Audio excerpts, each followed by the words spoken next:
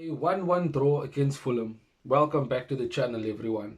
And all that positivity that we had in pre-season, even into the Arsenal game, where we played quite well and we should have won, as we continue to say, against Fulham. What happened? We looked like last season again. And by the way that I am speaking in this video, you certainly can feel that that performance was disappointing. Now, we started well. The first 10 to 15 minutes was quite good. And Cunha had three shots, one hitting the post, one just going over, one being well saved by a very brilliant pass from Binder right up to him. But those are chances we should put away. And then we get the penalty, that Bruno Fernandes, which really happens, skies it and he misses. And we certainly lost a bit of confidence from that. I mean, Bruno's complaining about the referee that, walked into his way and disturbed him, and that got to him, and, that was the reason why he missed the penalty. He says that's not the reason. Why is that a problem?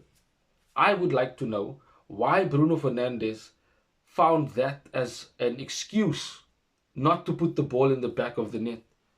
Why did he kick the ball so hard? On the replay, it looks like he just kicked underneath the ball, too much power, and it was skied.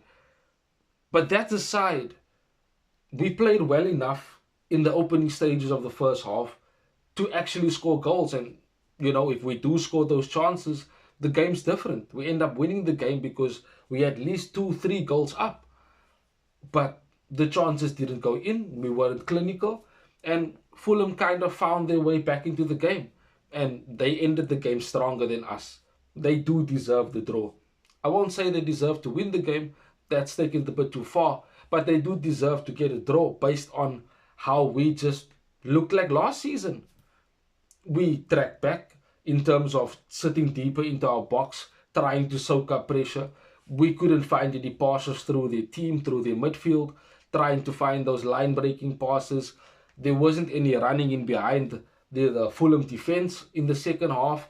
And I think that's mainly due to the likes of Mbumo and Cunha, tiring because, again, this is, their first few games with Manchester United at a Premier League level. Now, yes, they are Premier League proven, but that doesn't mean that fitness, at the beginning of the season is 100% as to what they had last season.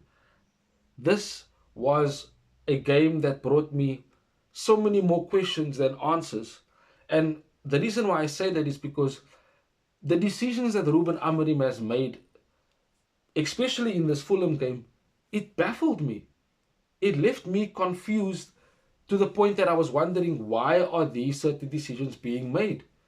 In the second half, yes, after we got the goal through, it was seen as our own goal, but Yoro got his head onto it, and we got a bit of luck and it went in.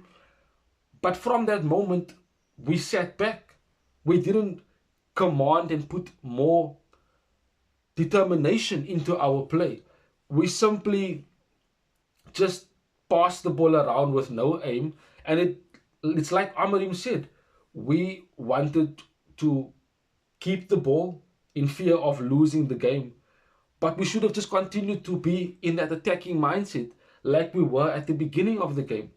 Because if we did that, spaces would have been created, chances would have been created, and perhaps we score more goals, but it wasn't that way. We looked like last season, devoid of confidence, devoid of ideas, not putting the ball into the box, misplacing passes, looking shaky in defense. And every single corner that Fulham got, we were so nervous. Binder did not do himself any favors. This is probably why you will see a sad lament coming in this week before the window closes. Do certain players leave? Onana didn't start. Does he leave the club? Does Binder leave the club? Kobe Mainu, and was an unused substitution. I wanted to say and Xerxes again, but we, giving Sesko the time, and he should have started, in my opinion. I said it in my preview. Sesko should have started. Rather start strong than find yourself in a situation trying to win the game, trying to catch up, which is what happened in the second half, especially after Fulham equalized. Again, someone ghosting into the box, I think it was Bruno who didn't track Emil Smith Rowe, and he had ample space in the box to just get a touch on it to hit it past Bayern De, who again did not look very good in goal, other than the saves that he made. But the crucial moments, Bayern De sometimes and most of the time lets us down.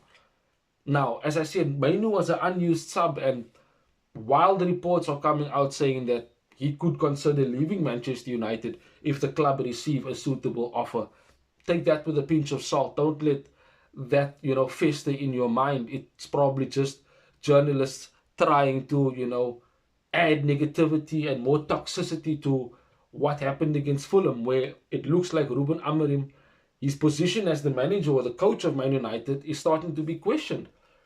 Now, you have to go through these moments. You have to, suffer, as he would say, in order to get to the better side, the good times, as he said at the end of last season, saying that it is coming. But we need to get results. We need to start winning games. We're playing Grimsby Town next in the Carabao Cup, League Cup, if you want to call it that. But that necessarily doesn't mean any particular change in how we need to perform. The Premier League is the bread and butter. That next game against Burnley, Amorim needs to get a win, especially at Old Trafford. Ahmad didn't have his best game. Bruno was completely unfocused. So, more questions than answers for this particular game. And Amorim was to blame in this game. Let's be honest. He did make mistakes. How are you bringing on 4 defensive players in the second half when you need to go and win the game? He's brought on Maguire, Aiden Heaven, Manuel Ugarte, and I'm trying to think of the fourth person, Delo, who made the mistake for losing the ball in our own half for Fulham's equalizer.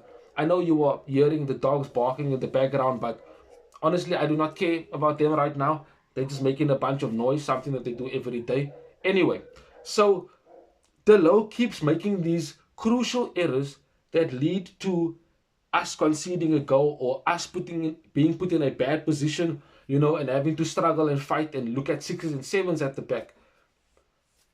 These things cannot continue.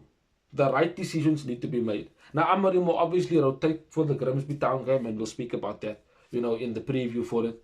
But things need to change. There needs to be wins coming into Manchester United's record, on Amorim's record, because it is not looking good for him right now. I 100% admit that. But anyways, you let me know in the comment section what your thoughts is on that particular draw against Fulham. Let me know in the comment section on your thoughts on Amorim and his decisions. But till we see each other again soon in the next one, Red Devils. Bye-bye. Thanks for watching. If you want more content on Manchester United, like, share and subscribe.